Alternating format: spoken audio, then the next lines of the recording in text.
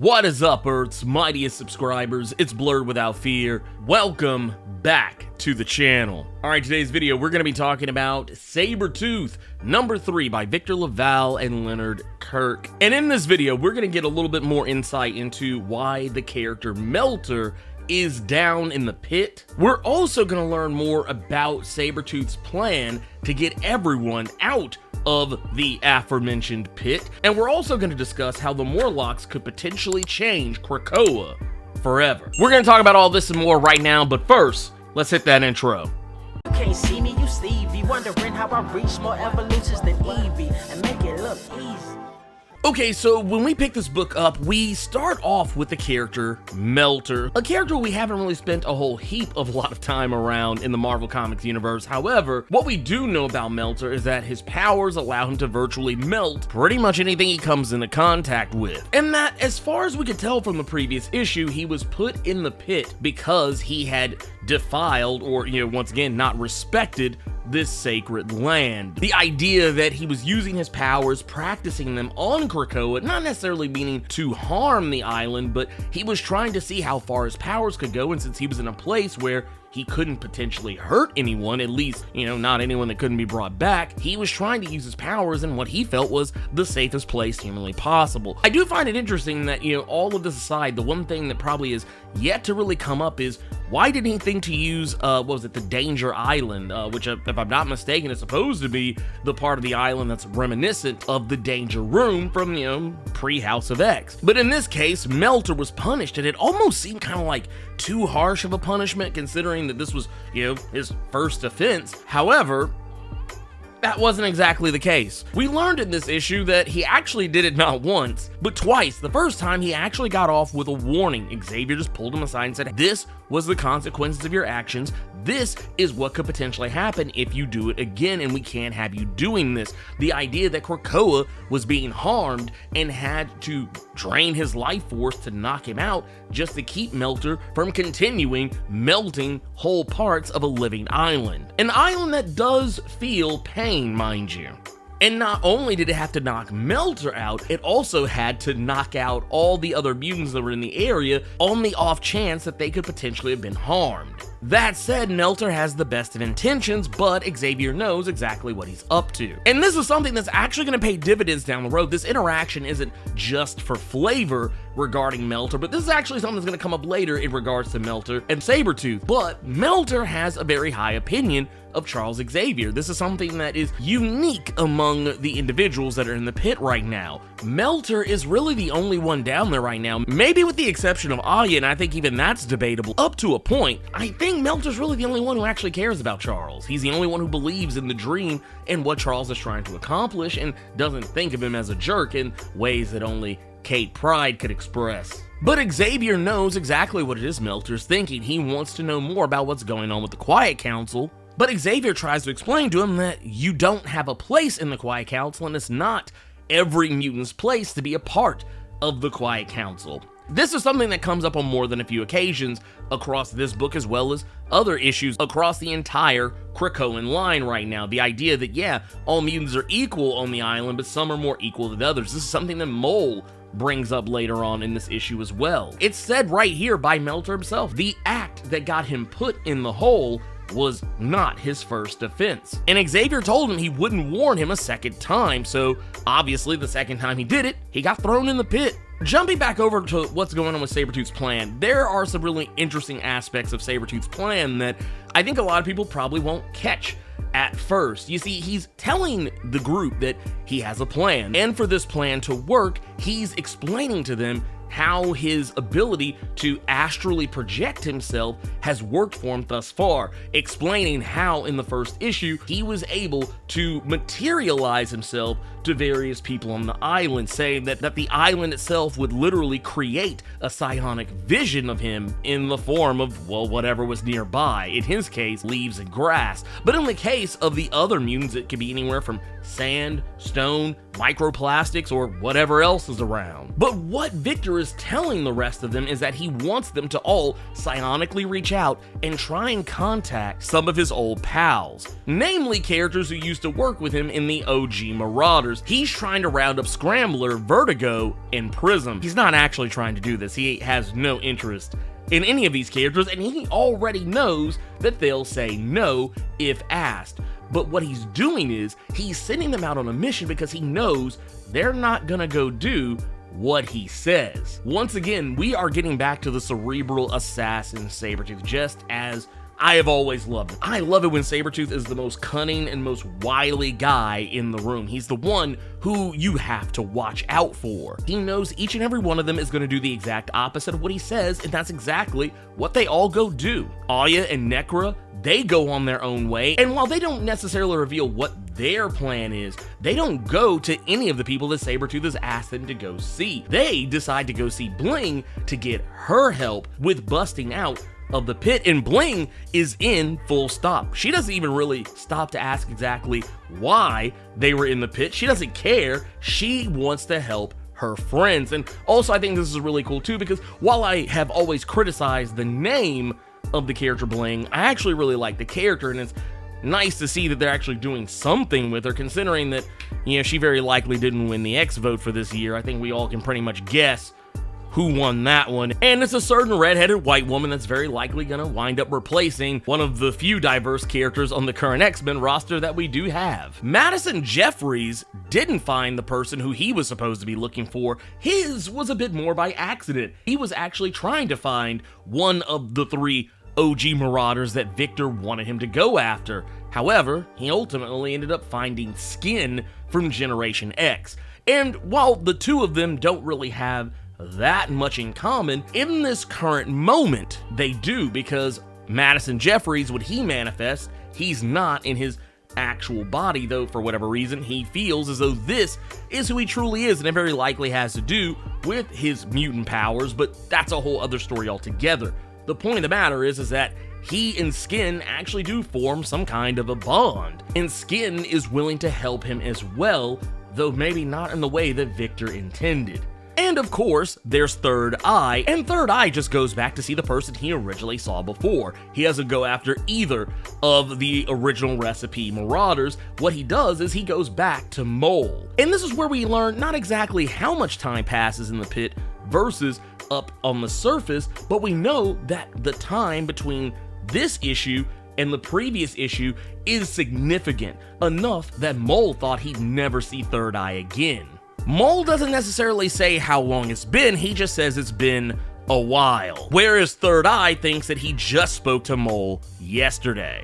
But Mole has an idea. Mole realizes that it's difficult to keep secrets on an island where most of the mutants are telepaths, especially the mutants that are in charge. And what he's realized is that Charles Xavier does keep an eye on pretty much everyone, except for Mole. There's just certain people on the island that Xavier doesn't think about. And this may have to do with the fact that he's just not as familiar with them, or he just doesn't think they're particularly useful, and that's when Mole is using against Xavier. He knows all the secrets, and he likely has a way to get down to them in the pit. If anyone could do it, as I said in the previous video for Sabretooth number 2, it would be Mole. That's literally his power, is digging through things, literally anything, pretty much. But what Mole reveals is that he has actually been talking to other people that Xavier doesn't think much of, and most of these other mutants are people you would probably associate with Morlocks. The Morlocks, by and large, don't stay on Krakoa, but there are actually quite a few mutants on the island who would be classified as Morlocks,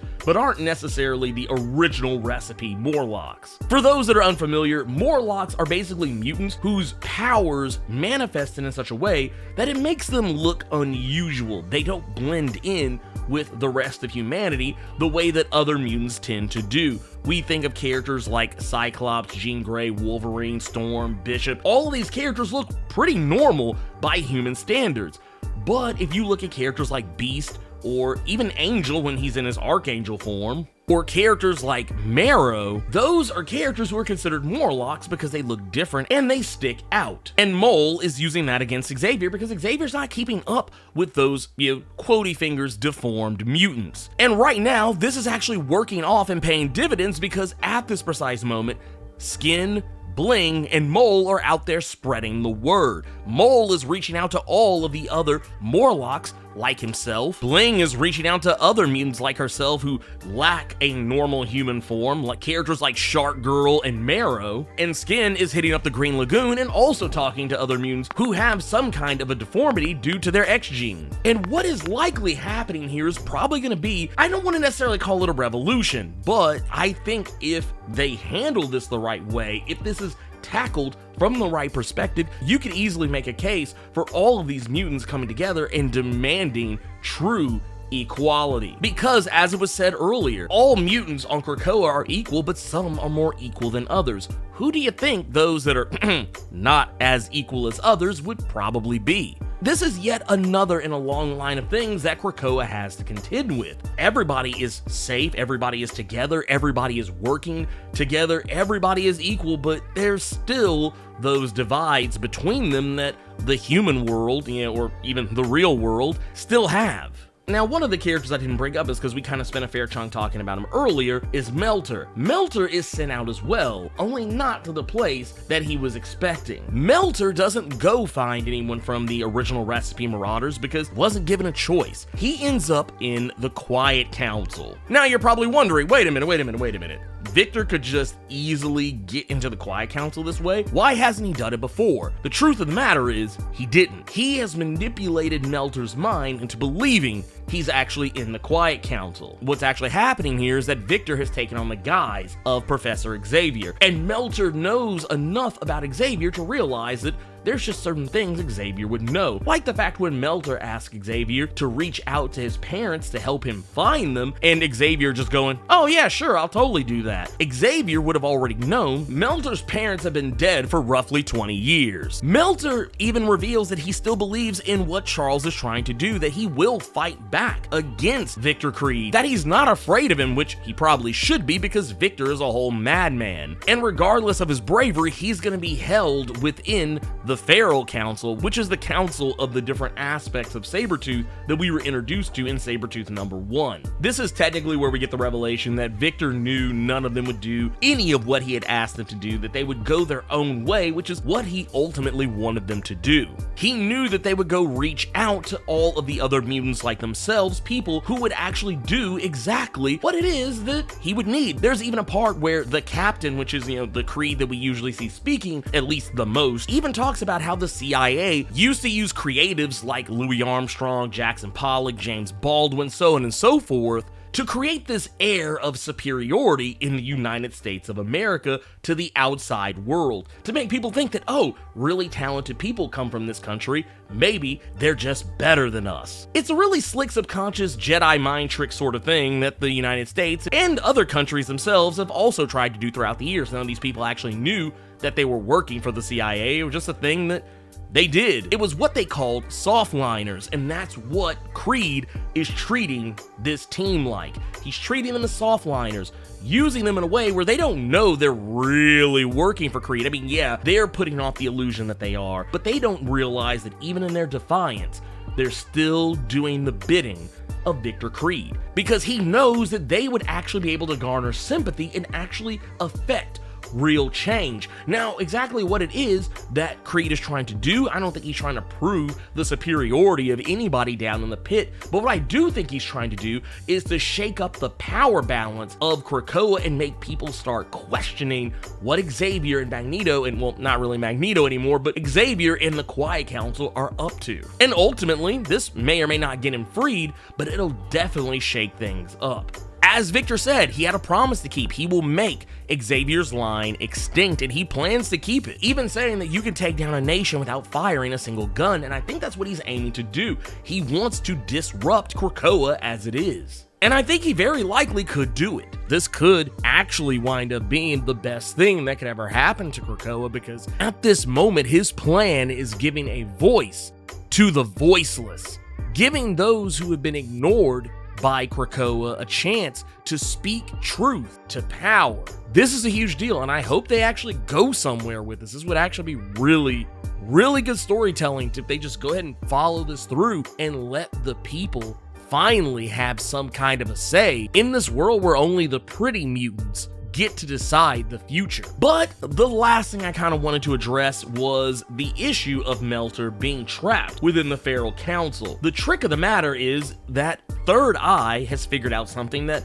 Necra and Aya have also realized. They can reach out to one another and touch one another. They're not supposed to be able to move at all, not physically. They're able to move within their minds and psionically, but physically, they're not supposed to be able to do this. But somehow, Necra and Aya have been able to grab a hold of one another and comfort one another through being able to maintain physical contact. Third Eye has realized he can do this as well. He's able to move around. It's not much, but it's just enough to at least feel like they're being able to do something. Third Eye even notices that Meltzer has figured out the same thing. Now, where Third Eye believes that Meltzer is reaching out to Sabretooth because he thinks Meltzer's just desperate for someone to follow, that's actually not the reason why Meltzer's reaching out to Sabretooth. He's reaching out to him because he's trying to use his powers on Sabretooth. Now, that was the other thing that we were always curious about with the pit. Well, they're not supposed to be able to move. They're not supposed to be able to really do anything.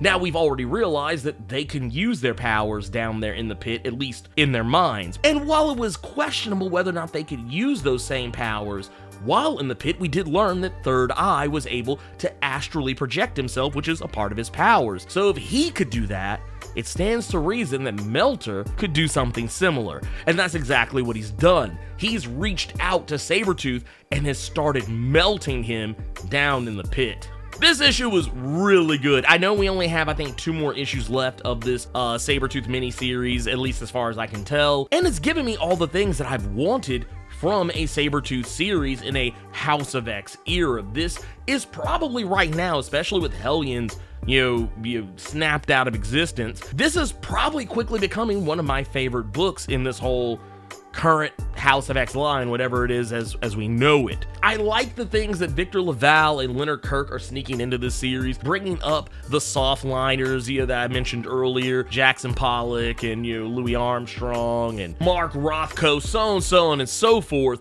But I also like that they brought up the whole prison break aspect, bringing up Frank Morris and the Anglin brothers who escaped from Alcatraz back in the 1960s. This was something I thought was actually really cool. It was a neat little touch, and I like how some of it is actually kind of informing on the story as is. Some of these things are directly connected to things Sabretooth is actually trying to do. But anyways, let me know what you guys thought about Sabretooth number 3. Keep it plus ultra and sound off in the comments.